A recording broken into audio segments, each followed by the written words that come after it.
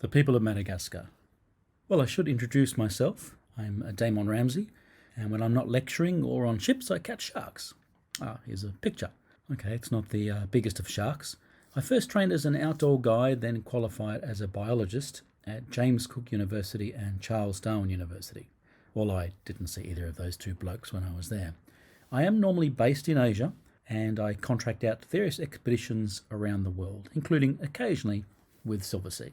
But for the purpose of this talk, where are we? Well, Madagascar is in the southern hemisphere in the Indian Ocean, located off the east coast of Africa. At over 580,000 square kilometres in size, it's the fourth largest island in the world. Now, when we think of Madagascar, we tend to think of chameleons, endemic birds such as the vanga, which is a whole nother lecture, and of course those cute lemurs. But I'm here to talk about the people. Now, Madagascar was the second last major landmass to be colonised by what we now consider to be indigenous people. The last major landmass was actually New Zealand.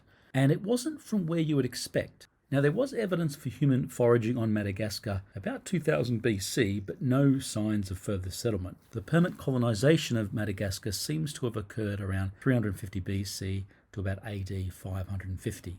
Now, you would think being off the coast of Africa, it would have been colonised from that closest landmass, indicated by the light red arrow on the map. But this island was in fact originally settled by Austronesians from the other side of the Indian Ocean, people that sailed from Southeast Asia from what we now call Indonesia, indicated by the green arrow on the map. Evidence suggests the people were more specifically from southern Borneo. Back then, the people in these tropical Southeast Asian islands were generally darker, with less of the lighter mainland Asian look they have today. These Asian settlers in Madagascar were then joined around 1000 by migrants crossing the Mozambique Channel from East Africa. And the result of all this mixing is beautifully exotic looking people today. Unfortunately, when you humans invade a virgin ecosystem and take advantage of plants and animals that know no fear of humans, it doesn't normally end well. Humans drove to extinction several species of lemur. Every one of those species was bigger than the ones existing today. They also killed off the biggest birds that have ever lived, the flightless and thick-legged elephant birds.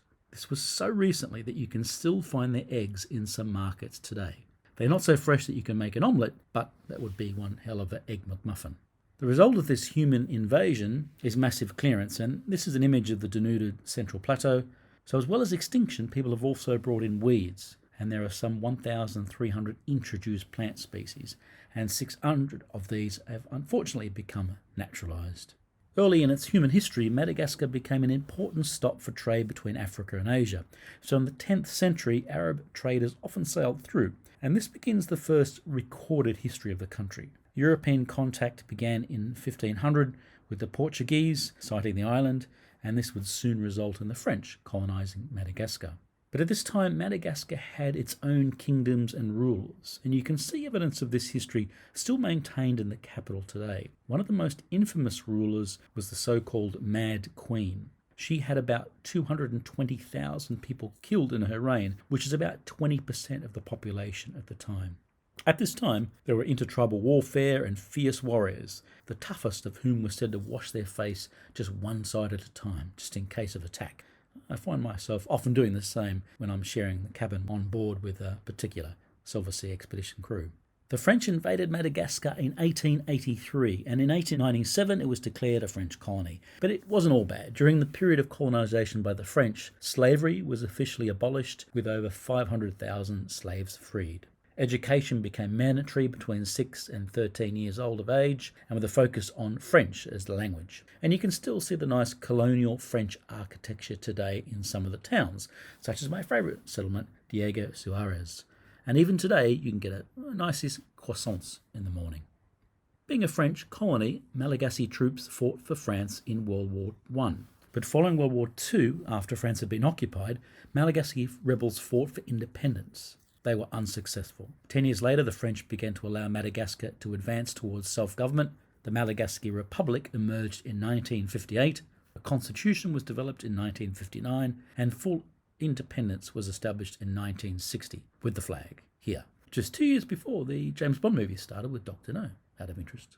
Today there are two official languages, As you can imagine, French is one of them, and most official government signs are in that flowery language. The other official language is Malagasy, which is spoken amongst people in day-to-day interactions. Today, as the local guides often tell us, English is also apparently taught at school, but when English is spoken, the accent can be quite tricky.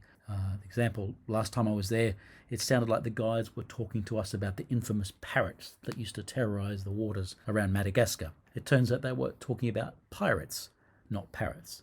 Well, I'm pretty sure the pirates had parrots. The literacy rate is only about 65% of the population for those over the age of 15. But how old will these cute kids get to grow to? Well, the average life expectancy in Madagascar is 66 and a bit. That is far behind Western countries such as the USA, where it's 79 and a half. Apologies if you're 78 while watching this. But if you want to move to Australia, you'll get a few more years to your life, as the average life expectancy there is 82. And Madagascar is 5 years behind their mother country, Indonesia, where it is currently 71 and a half years. The population estimate as of last year was just over 25 million people, so this only makes it the 52nd most populous country in the world. But it is the growth rate that is more alarming. Like much of Africa, which is the highest population growth in the world at the moment, far higher than Asia, Madagascar is reproducing very quickly at 2.5% per annum, making it the 18th fastest growing country in the world. So compare that to Western countries like the USA, which has about 0.78%, and those very slow breeders in the UK at about 0.5%. Most population occurs on the wetter east coast, and the biggest centre is the capital. I've spelled it here on the slide because I can't quite pronounce it. Like a lot of Malagasy names, they're often a translation of an actual sentence or two. And in this case, the capital name means City of 1,000 Soldiers. So names are often long and hard to say, and thus they are often shortened, in this case, especially for tourists, to Tana. But we no go there. Even expedition ships can't sail inland, and the roads across Madagascar are quite limited. Many of the people that we see still live off the land. So agriculture, including fishing and forestry, accounts for more than 1/4 of the GDP and employs roughly 80% of the population. Agricultural products that the people of Madagascar produce include sugarcane, coffee, cloves, coca and rice, as pictured. Madagascar also produces more vanilla than any other country in the world. In fact, it's the most expensive spice in the world behind saffron, and this country depends a lot on this spice. It's a very labour-intensive crop. Now, what resources does the country have? There seems to be quite a lot of geological riches: graphite, chromite, coal, bauxite, rare earth elements of various sorts, salt quartz, tar sands, semi-precious stones, mica, and the local markets are incredible places to get a variety of quite amazing and beautiful crystals for very good prices. Despite the country's resources, the typical person in Madagascar does not have a lot of money. In 2012, it was estimated 70% of people lived below the poverty line, and they were living on just a few US dollars a day. The GDP, or gross domestic product, is about US $1,600, the 218th country in the world, so quite poor. But you can also measure with GDP PPP, which is gross domestic product purchasing power parity per capita. This calculates the relative cost of living with the inflation rates of the countries to compare living standards among different nations. By this measurement, Madagascar is the 8th poorest country in the world. And it's been said that Madagascar is the poorest country that is not in international war or have some sort of internal rebellion. Another problem all countries have to deal with is corruption. Now, every couple of years, a Corruption Perceptions Index, a CPI, is calculated. Now, there are strong correlations between corruption perception and long-term growth being very slow and lack of foreign investment. Now, what is the country with the highest corruption perception? It has been the African country of Somalia for a number of years. Madagascar, at 155, is pretty high in the Corruption Perception Index list, sitting between Mozambique and Central African Republic on the scale. For comparison of the less perceived corruption country end, the USA is at 21, the UK is at 14, and Singapore scores 9, the least in Asia. At the top usually sits Norway and Sweden, but there's one country that consistently ranks as the least corruptible nation on earth. Can you guess what it is? Well, as an Australian, it pains me to say, but it's New Zealand. You will notice lots of people, especially women, carrying objects on their head. Sheets, baskets, food, including watermelons, and when there are no vehicles available, it is quite efficient. with a little circle of rolled up material on top of their head as a base to hold and balance the goods. If you are trained from an early age, as they are, they can carry objects approaching their own weight. In fact, there was a study that showed up to 20% of your own weight can be carried with no extra effort.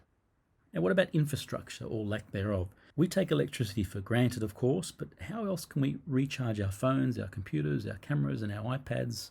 And how many people in Madagascar have access to electricity? Well, unfortunately, it's only about 15% of the population, and most of those are, of course, in urban areas. On the plus side, and we notice this when we visit villages on expeditions, there is increasing solar power options. In normal conditions, 100% of the population in the USA have access to improved sanitation. In Indonesia, it is 60%. In Madagascar, it is only about 12% of the population. So people do the best with what they have. In the West, we throw away our umbrellas when they are broken, but here in the markets at Nosy Boraha, these people here are repairing umbrellas. And what about getting around? Physical infrastructure is limited. Across the entire country, there is only about 800 kilometres of railways, and to be honest, there are not that many roads. There are no freeways, as we think of them, or highways sort of in the Western sense. Here in Madagascar, they do drive on the right. So if you're from India or Southeast Asia, or you're British or Australian or an incorruptible Kiwi, then you'll have to practice your look right, then left, and then right again when you cross the road. The good news is there's not a lot of traffic, especially compared to Africa or Asia. One of the more common ways to get around for people that don't have their own transport, and for tourists, is the auto rickshaw, commonly called tuk-tuk. The name mimics the sound of the small, often two-cycle engine. The tuk-tuks here are Indian made, and their typical mileage is around 35 kilometres per litre of petrol. In the traffic on the street, you'll still see some of the main modes of transport being the zebu. This is a type of local cattle, and there are about 19 million of these guys in Madagascar. Now, zebu may cost over $200 equivalent, so they are very well looked after. Now in Australia, we let our cattle wander about munching on grass by themselves. But here in Madagascar, I several times saw the farmers out collecting feed for their valuable zebu. Zebu are for driving, for eating, and also for sacrifice. They sacrifice this animal to their ancestors to stay on their good side. This is done at funerals and marriages and other depressing life-ending rituals, but also for cheerier events such as building a new house. And speaking of beliefs, these days the Christ-based religions are dominant, an echo of course of the European colonisation, and here is a picture of the oldest church in Madagascar. And every Sunday, local people over much of the country still get dressed up in their nicest clothes and walk to church. But of course, what else is important on the weekend? Sport, of course. Rugby union is the official sport, although soccer is no doubt more important, and basketball is also becoming popular.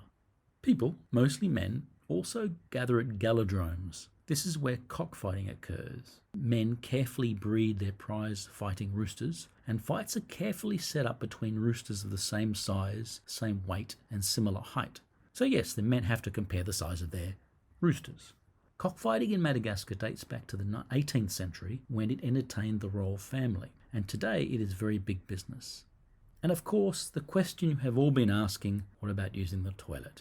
Well, in nice hotels like this one, the men and women restrooms are symbolised, marked by these stunning sort of sculptures. But when or if you have to use a regular person toilet in Madagascar, it will be like a lot of Africa and Asia in the fact that it will be a squat toilet. So you do have to squat and then use your hand, not toilet paper. You only use your left hand for the business of wiping, so you never use your left hand for greeting or eating. And certainly don't touch your face or smell your left hand, like this lemur, who is clearly not very civilized. Well, from toilets to tourism. To start wrapping up, let's consider us as foreigners visiting Madagascar. Now, when we explore Madagascar, we contribute to the business of ecotourism. But tourism here is not overdeveloped. There are no crowds, and a few years ago it was hoping to be a great saviour to the economy. In 2013, the World Bank estimated tourism brought in foreign currencies of about US $390 million. In that year, there were about 196,000 recorded visitors, and about half of them were French. I have personally found the local guides very knowledgeable, especially the natural history guides, and they often know specific locations to find wildlife and are very familiar with the many scientific names.